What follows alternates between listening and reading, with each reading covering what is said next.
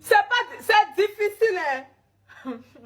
Faut m'excuser, hein, mais moi j'aime trop l'argent pour accepter les stages qui sont pas rémunérés. Donc dans cette vidéo, je vais vous donner quelques astuces pour obtenir un stage rémunéré. Si tu me connais pas encore, je m'appelle Laura Orphélie et sur mon compte, je te donne plein d'astuces, que tu sois étudiant, jeune travailleur ou entrepreneur. Donc abonne-toi pour rater aucune information. En France, la loi dit que pour les stages qui sont inférieurs à une durée consécutive de 2 mois, c'est-à-dire moins de 44 jours, le stagiaire n'est pas obligatoirement rémunéré. Mais il existe des alternatives si jamais vous voulez que votre stage soit rémunéré. Donc touchez une petite gratification ou une compensation lors de la réalisation de votre stage. La première astuce, c'est d'utiliser des alternatives. Quand vous allez voir une entreprise, ne vous présentez pas comme un stagiaire.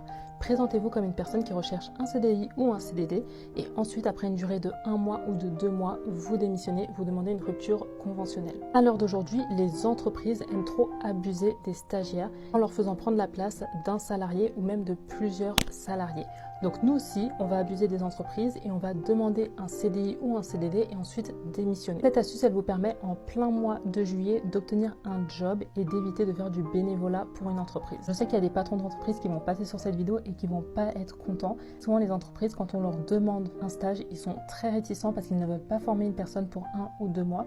Alors que lorsqu'on se présente aux entreprises en disant qu'on va rester pour une période de 6 mois, 1 an, voire plus, là les entreprises sont d'accord pour nous former. Il existe aussi des astuces pour demander une rupture conventionnelle ou ne pas être pénalisé lorsque vous faites une démission. Donc suivez-moi pour rater aucune information. Deuxième astuce, si jamais vous réalisez un stage qui se fait obligatoirement dans le cadre d'un cursus académique, donc là vous ne pouvez pas vous présenter à l'entreprise en demandant un CDD ou un CDI, vous êtes obligé de dire à l'entreprise que c'est un stage que vous recherchez, demandez un remboursement de tous les frais que vous avez engagés au cours du stage.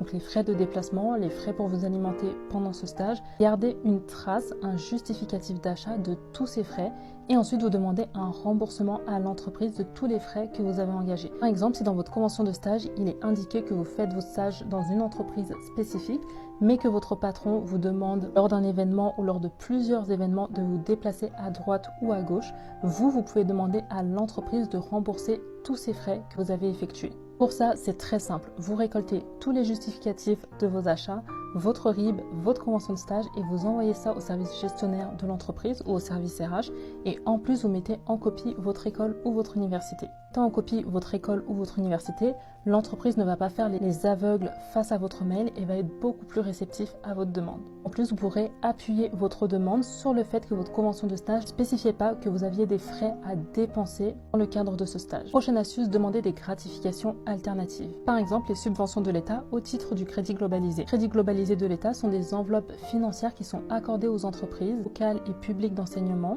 Et ça sert aux entreprises à couvrir les dépenses pédagogiques. Donc en d'autres termes, ça sert aux entreprises à payer des stagiaires. Les entreprises, elles n'ont pas le droit d'utiliser cette subvention pour payer autre chose que les stagiaires. Donc c'est vraiment de l'argent qui vous est dédié à vous. La subtilité de cette subvention, c'est que l'enveloppe ne peut pas être utilisée par l'entreprise pour payer un stage qui est facultatif. Donc si vous décidez de faire un stage qui n'est pas obligatoire dans le cadre de votre cursus, l'entreprise peut jouer sur ça et dire qu'elle ne va pas vous rémunérer. Alors que si votre stage est obligatoirement demandé par votre école ou par votre université, l'entreprise peut utiliser cette subvention. Également les subventions des collectivités publiques. Donc elles vont dépendre de chaque région. Par exemple, pour la région Grand Est, il y a une gratification de 350, 500 ou 1000 euros qui est accordée aux stagiaires en fonction de leur situation. Également, vous pouvez rechercher à percevoir une prime d'activité, mais ça va être dans des conditions bien spécifiques. Par exemple, les étudiants qui ont un enfant à charge ou par exemple les étudiants qui, pour subvenir à leurs besoins, ont besoin d'avoir un emploi qui est rémunéré. Donc si jamais vous avez un emploi et en même temps, vous devez faire un stage pour valider votre diplôme, là, vous pouvez demander à percevoir une prime d'activité parce que si jamais vous ne réalisez pas votre emploi et que vous faites uniquement votre stage, vous aurez du mal à subvenir à vos besoins. Donc la prime d'activité, je vais la mettre entre parenthèses parce que c'est des conditions bien particulières pour l'obtenir. Bref, je vais pas faire une vidéo trop longue, mais en résumé, il existe beaucoup d'alternatives pour réaliser un stage qui est rémunéré. Donc commencez à aimer l'argent et arrêtez de faire des stages qui sont non rémunérés.